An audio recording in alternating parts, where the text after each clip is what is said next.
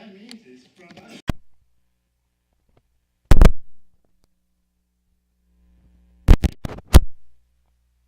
and it's orbiting the star. Okay, and that's by that way we infer that there must be a heavy planet orbiting the star. So as you can already see, this technique is very good for a situation where there's a planet orbiting very close to the star.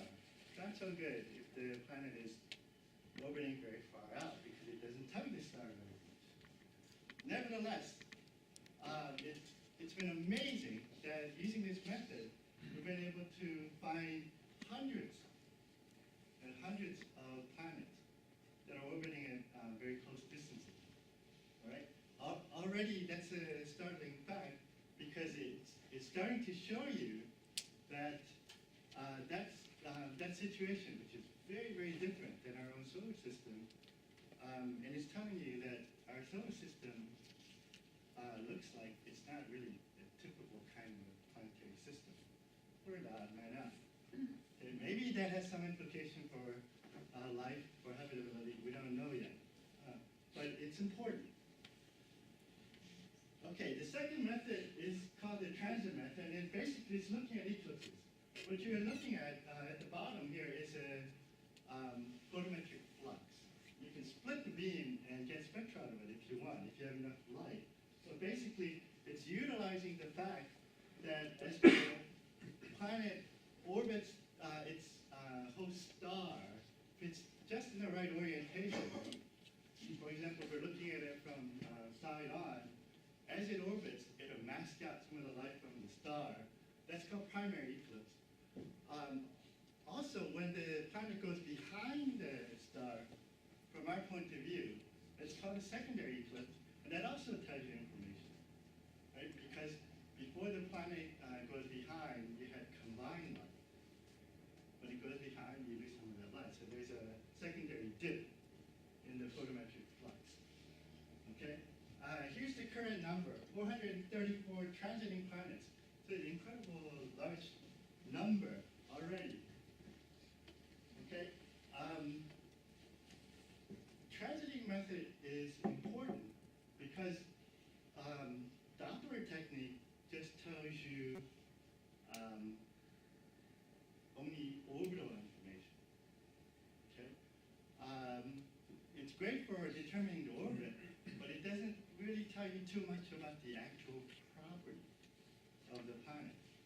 However, if you imagine you could, to zeroth order, model the planet as a disk, and it's occulting the star, you can already then, if you know something about the property of the star itself, you know the size of the planet. Once you know the size of the planet, since you know the mass from the orbital information, you can get bulk density. So you can start finding out things like, physical information about the planets. Right? So these two techniques combined is really where the science starts.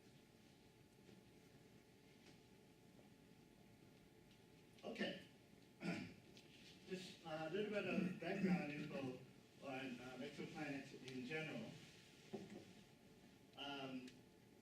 There are over 1,000 planets now known outside the solar system.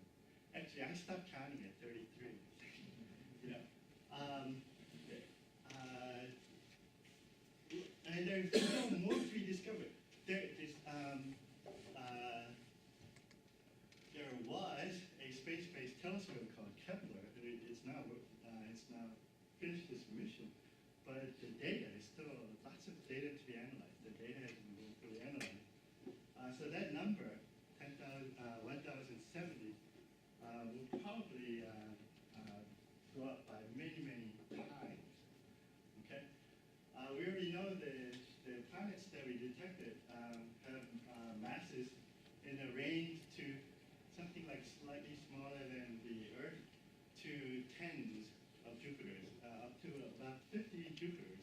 Maybe on that side, they're no longer Jupiters, they're no longer planets, but something called brown dwarfs, which are like, crapped out stars. They tried to become a star and just couldn't make it.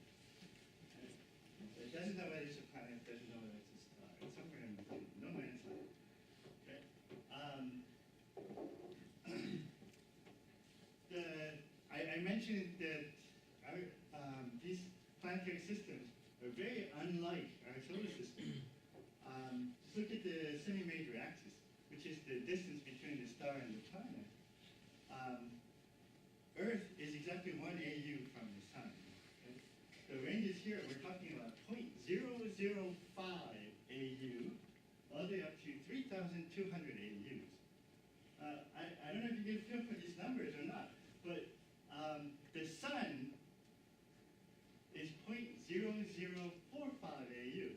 Some of these planets are literally sitting right on top of their stars.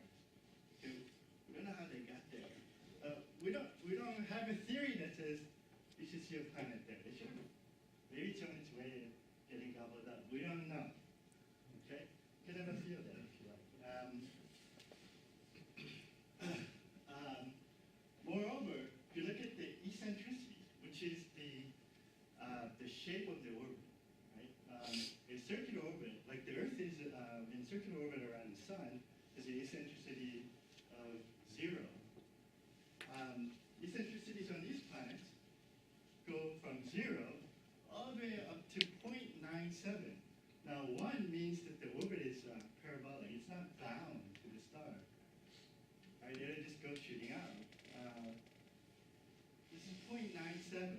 It's so close to being unbounded. It should get unbounded at some point from small perturbation. Most of the objects in the solar system have eccentricities below 0.1. Most are close to 0, as I said. So again, what's going on here? Okay. Very, very different than our solar system planets. And then recently, they have found or detected so-called free floaters. These are planets that are not attached to any star. That's interesting. Okay.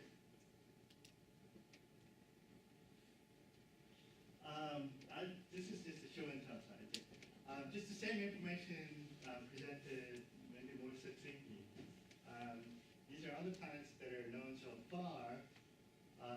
Plotted in the vertical is the eccentricity, orbital eccentricity, versus the planetary mass. The circle is basically where the solar system is, and look what's happening. Okay, so one of the fun things about working on extrasolar planet is the diversity. It's really, you can really let your imagination go.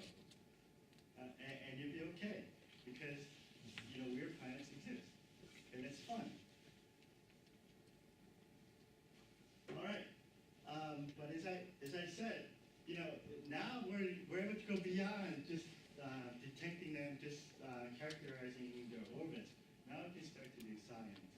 We can start to characterize them, and that's because NASA have been kind enough to put up space-based telescopes. This isn't real.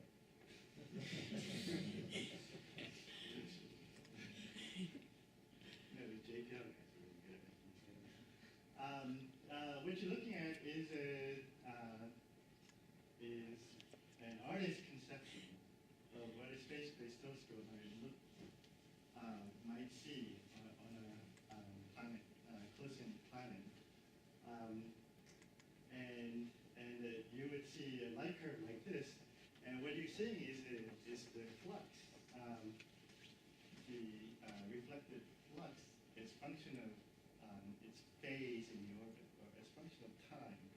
And as I said, if you get, we can't resolve these planets. This is a picture, remember? It's not real. But even though we have very poor spatial resolution, we should be able to get good temporal resolution, and that will allow us to do science. Okay, and I think this is the end of the sort of introductory part. I show you this because this is, as of, I don't know, a few years ago, this is what an artist thinks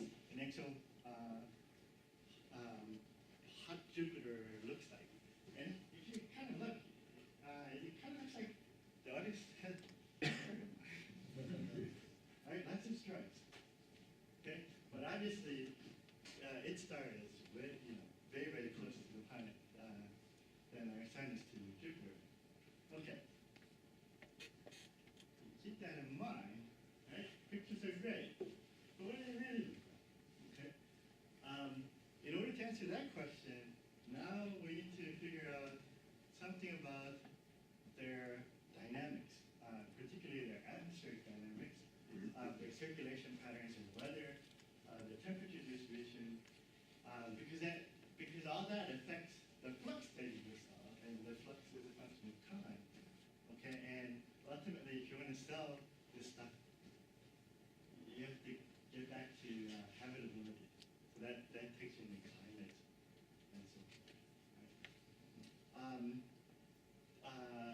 Right? Right now, at this point in time, the planets that we know most about outside of our solar system are these Jupiter-like planets, which are very close to their host stars. We call them hot Jupiters because they're very close. They're hot. Their equilibrium temperature is somewhere between 1,500 and 2,000 degrees. Okay, remember, our Earth's equilibrium temperature is sitting at 288. And our own Jupiter, the equilibrium temperature is around 130. Okay? Very, very different. What's more, because the planet is orbiting the star so closely, it has gone very, very strong tidal interaction between them. And just like our moon is to the Earth, these planets are expected to be tightly synchronized, spin-orbit, one-to-one synchronized. That means it orbits exactly once per day. And that's a funny configuration, because that configuration makes the planet present the same face to the star all the time, in perpetuity. Right? So you go, wow, that's a screwy planet. But maybe not. From a theoretical standpoint, that's great, because it really presents an idealized condition for us to test our models. Right? Earth is a pain, because the forcing moves in time. It moves in space. Right? And that adds complexity to the problem. Here, all that is gone. And what's more, it's a Jupiter-like planet. There's no, at least that we know of, there's no surface. There's no ground to mess you up. Again, Earth has topography, mountains, and as winds flow over mountains, they generate all these waves that propagate outward and create havoc. Okay? We don't have those. We don't have similar things anyway on these planets. All right, to study that, I'm sorry. Okay. There's no other way to study that than with a little bit of mathematics. This slide is only important to just very efficiently tell you what the problem is all about. It's a fluids problem. Jupiter is basically a spinning ball of fluid. Is that in your solar? Okay? Its motion is described by these equations, and these equations are equations of fluid. Besides looking kind of complicated, it actually is complicated. And the reason it's complicated is because of terms like this, which makes the equation nonlinear. Okay? Nonlinear equations, you've all heard about chaos theory, right? Everybody knows about chaos theory. Well, this little guy here, and effectively also these guys too, makes the problem nonlinear, very turbulent, so it's effectively chaos with a vengeance. Okay? It makes chaos look like child's play. There's no general solutions known. There's no mathematical technique or technology that allows you to solve the equations, so you have to go to the computer. And that's basically our approach. And even so, even with the most powerful, some of the world's most powerful computers, can't solve this all the time. Okay? It takes a very, very long time on the world's most powerful computer. So, what people like me do is we look at various different guises of the equation, i.e. reduced forms of these equations. Because sometimes we're not trying to make weather predictions. We can't do that all that well for the Earth even. So to do that for a planet we've never seen is a little bit of a reach. However, what we're trying to do is understand some of the important mechanisms that control their characteristics. So to do that, we don't need to sometimes solve the whole bloody thing. We just solve a simplified versions of it. So I spend a lot of my time worrying about how to properly simplify the equation and how to solve the equation accurately on a computer. Okay, and here's one example of what I mean by simplify. So I took out most of that equation, which is effectively a set of 5, 6 if you include thermodynamics, and you reduce it down to a physically self-consistent set of 4 equations. Even that's still hard, but it's starting to look pretty close to maybe some of the oceanographers may be working on something called the shallow water equation, and it's starting to look very close to that. And there's lots of experience that we have built up over past several hundred years solving those kind of equations, so that's good, right? So we can bring all those technology to bear. And it's not just playing around with mathematics.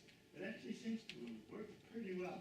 So here's an example of what you can do with such a strategy, with such a technique. With a reduced set of equations, which describes a thin layer of homogeneous fluid. Okay? So it's just like looking at the ocean. Right there. That envelops a rotating sphere. Okay? So it has gravity, it has Coriolis force, and that's about basically all it has. The only other sort of free parameter or parameter you can set is the thickness of the layer, which is related to the average temperature of the fluid. Okay? The fluid is hot, the layer is thicker. If it's cold, it's thinner. That's all there is to it. What am I showing? If you take those equations in circular geometry and you start from beginning at time t equals 0, and what's shown here is a fluid field called vorticity. Vorticity is like what you would see if you take your coffee, put cream in it and stir it, and you see the cream go into a complicated chip. And that's showing you the vorticity of the fluid. Okay? So what I'm doing here is I'm taking a thin slab of fluid, enveloping a sphere, and I'm just going in there randomly stirring it up. Okay, and I let it go. Okay, this sphere has the radius of Jupiter percent, right, and the rotation rate of Jupiter. The thickness of the layer corresponding to the temperature of Jupiter, and I just let it go. The red color means it's a stirring in the same sense of the planet's rotation. Blue means in the opposite sense. Okay, counter-rotating stirring. It's all even, it's just randomized. You let it go because of the natural dynamics that is described by the equations. There are nonlinear interactions in the fluid such that waves, planetary scale large waves, these undulations are created, and after a few hundred days, what you see, this thing is not working, but what you see are contours which has undulating type gradients, relaxed gradients, type gradients, as you go from the equator to the pole in both hemispheres. I hope you can see that. Everybody, incredible that this simple model, all you did was just randomly stir it, just give it the observed radius, rotation rate, and the temperature, the thickness of the planet, and it's starting to look very much like Jupiter. Okay? I mean, it's a computer simulations, and you could do the same thing for other planets. In fact, we did it for all 4 giant planets, Jupiter, Saturn, Neptune, and Uranus, and boom, you get something that's very close to what you actually observed. I hope you can remember the picture we saw in the first slide. Okay? Those contours actually correspond to jet streams on the planet. And if you remember, if you recall, our planet, the planets in our solar system, they all contain very zonal, east-west going jet streams. Okay? And this is what you're seeing. On the left-hand column are actual observations, took in the 90s. On the right-hand column are simulations. And what I want you to focus on is the fact that even with this very, very simple model, you capture a lot of things. It doesn't capture everything. And I'll talk about that very briefly afterwards. But what it captures are the number of things like the number of jet streams, the width of the jet streams, even the magnitude, the speeds on all 4 planets. The only thing it doesn't seem to really get is the direction for Jupiter and Saturn of the equatorial jet stream. Okay, it's at the wrong side. Right?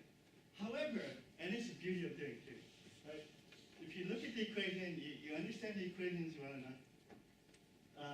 What you see on the right, under the simulation column, is exactly what you expect. You should get jet streams that go westward. You should get that. That's what the equations say. Right? We understand that very well. Observations say Jupiter and Saturn has equatorial jets that go eastward. So, at that point, you go, we're missing some physics. Right? What's the physics that we're missing? Well, if you recall, all I said was, I put the radius in, I put the rotation rate in, I put the thickness of the layer in, but I don't do any continuous stirring, which is what Jupiter and Saturn does, and pretty vigorously. This is something that Boris here works on a lot. And if you do that and also include the fact that the planet radiates infrared radiation, so this form of cooling, if you put that in, you actually get the right direction of the equatorial jet. So you understand that too. It's pretty good. Again, the match isn't exact, but we're not looking for exact matches. We're looking for understanding. I think you kind of already mentioned some of this. I'm going to skip it because it's a little bit technical. I want to start moving towards more the latter part of the talk, which is about really exo Jupiters. Okay. What you're seeing here is the same field again. It's the potential vorticity. It's not in the nice red blue color. But it doesn't matter because it's the contour gradients that you should be looking at. Left is the side view, and right is the view of the planet from North Pole looking down. Okay? And what I want you to see is this is a planet which resulted from doing a thought experiment. What if I took that Jupiter that you just saw and you just simply bring it closer to our sun? Okay? Bring it to the position where the Earth is, because the Earth is not there, otherwise we'd be in trouble. Okay? So we bring Jupiter to on a U. Okay? What that means is effectively slowly increasing the thickness of the layer. Okay? That's what heating the planet means. Now, Jupiter is still rotating at the same rate, so it's being uniformly very quickly heated all the way around, unlike the tiny synchronized planet that I'm going to talk about in the next slide. But what you learn from this little thought experiment is that you still get multiple jets, like you see on Jupiter, but the jets start to become more diffuse. They're not as quite crisp and tight as you saw in the last set of simulations. Okay? And we understand why that happens. Yes? It seems like the jet on the North Pole view has a latitudinal component, like it's almost spiraling down. Is that true? Or Yes, it has a weak spiraling effect, and that we don't completely understand why that is. That's a generic feature of that set of equations that I saw. It doesn't happen always, but it seems to happen fairly frequently. I think that's more due to the equation than how we solve it, rather than what really happens in real life. Okay. But good, very good observation. And actually, it's a little bit related to this feature here, which if you did the same experiment for the Earth, would actually turn into a polar vortex. Hey, that's kind of neat. And we understand why the polar vortex doesn't form here. But you're getting ahead of me, because I'm just going to, in the next slide, show you exactly what happens if you actually now keep on bringing this planet closer into its host star, and then finally tightly lock it, okay? So that only one side of it is perpetually heated. And look at the same field again. If you do that, look what happens. There it is, the polar vortices. In fact, I'm working on a theory which says, like, every planet with an atmosphere should have a polar vortex somewhere. It shows up in every planet that we know. It's on the Earth, it's on Venus, it's on Mars, it's on Jupiter, it's on Saturn. It seems to be on Neptune and Uranus. And if these simulations are believed, it should also appear on Jupiter. And by the way, this guy is this is a simulation from, now it's a little dated, it's more than 10 years old, but at the time it was the highest resolution calculation probably done at that point. It took about 115 days on the world's most powerful Cray, like 100% reason. I'm showing you from day 55, it started exactly the same way with random stirring. I generate the jets, and then I heat the planet, and what you see is formation of the polar vortices, number one, okay? Number two, the polar vortices are often off the pole, right? It's off center. And that's because of the forcing of the heating. The heating knocks the vortex a little bit off.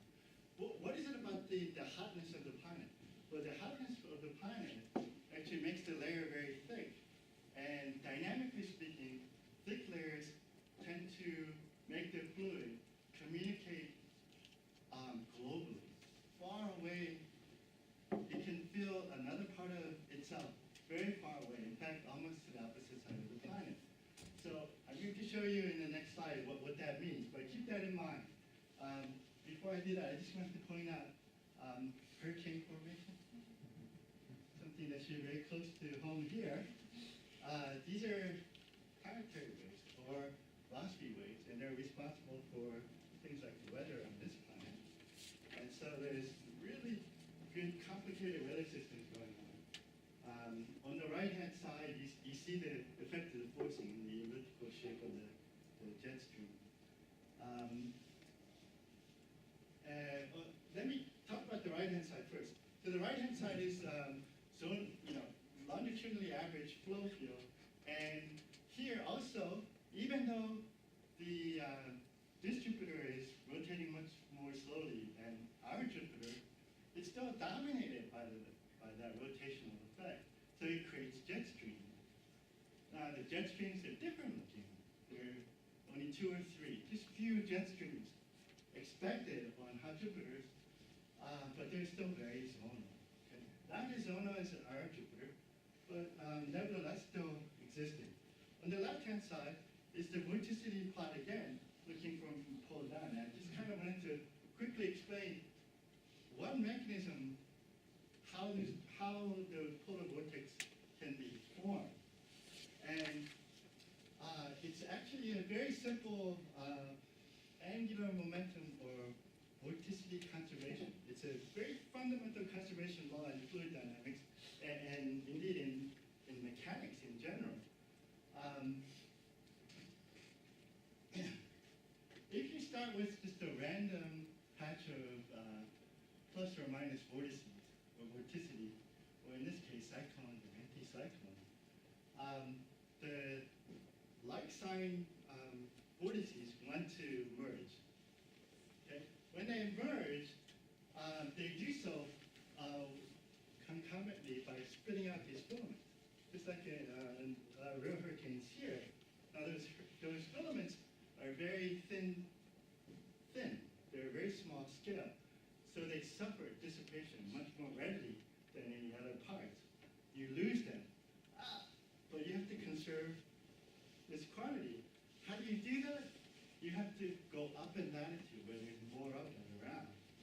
Okay, so we've just captured kind of midway in the simulation on its way to forming the polar vortex. Eventually, all these guys are going to merge together. You get one monolithic, very robust equilibrium polar vortex, and that's the mechanism. Okay, it's not just dynamics fun play. It actually has or could have very strong consequence for observation, because the polar vortices are cyclones, and I guess a lot of you will know cyclones because of something called geostrophic balance, right? They tend to be colder than its surroundings. Okay. Contrast, that's always a good thing for observers, because, as I just told you, these polar vortices are very often robustly off-center, which means if you're looking at a planet-side view, you will see, as the polar vortex goes around, the signal being modulated if you're looking at things like temperature field, right? Because sometimes you see the cold spot, sometimes you don't. Sometimes you feel like you're that, sometimes you don't, right?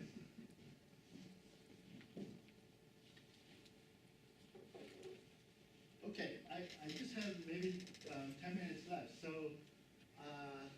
I'm going to just discuss one last thing very quickly and then I'll wrap up, because I bet you guys are tired. One thing that we have not had to deal with too much, at least for the lower atmosphere on solar system planets, is the fact that we're not that close to our star.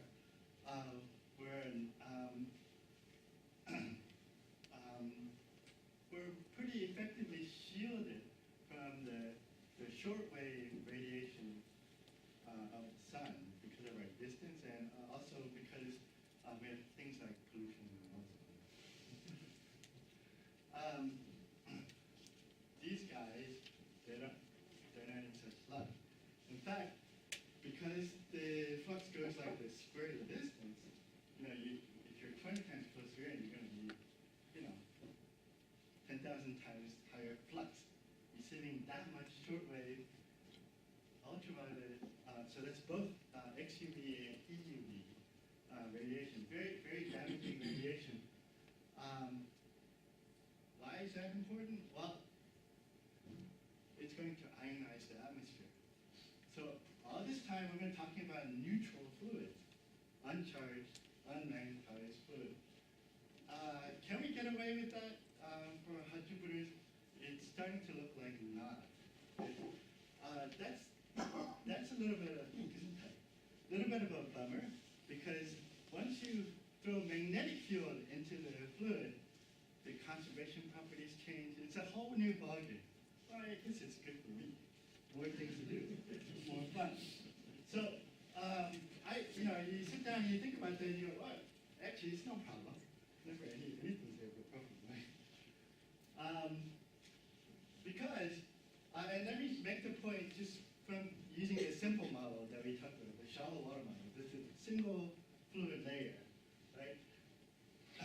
This layer feels gravity in G, it feels the rotation in F, and so forth and so on. Okay? So mathematically, even though the slug bit has been cut off on the right-hand side, mathematically it just looks like this. It's basically F equals ma for the fluid. If you want to magnetize the fluid, you just go, oh, we just combine it with Maxwell's equation. Okay? And if you put it around with it a little bit, it turns out for this physical model, there ain't much you need to do. What do you need to do? You know, we're supposed to go, but it didn't do it. You just have a few terms. You just have a few terms. Actually, you had one more equation. It's a vector equation. So where you had a set of 3 equations, now you have 5 equations.